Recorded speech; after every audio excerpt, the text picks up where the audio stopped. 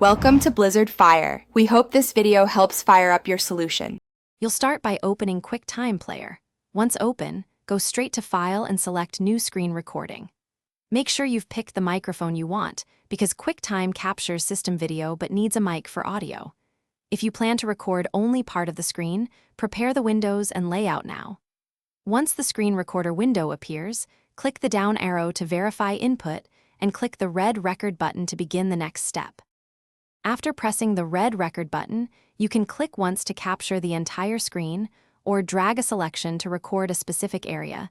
This gives you control over framing. Make sure the record options show the correct microphone and the Show Mouse Clicks box if you want visual click feedback. When you're ready, begin the action you want to capture. QuickTime records at native display resolution so your footage stays crisp. Keep an eye on. To finish, click the Stop button in the menu bar or use the QuickTime window controls. Your recording opens immediately for review. Use Edit Trim to cut unwanted footage, then File Save or Export to choose format and resolution. If you don't hear audio, make sure QuickTime has microphone and screen recording permission in System Settings Privacy and Security.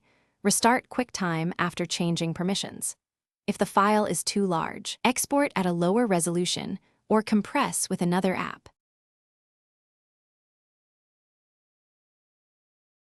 Thanks for watching. If you found this helpful, don't forget to like and subscribe.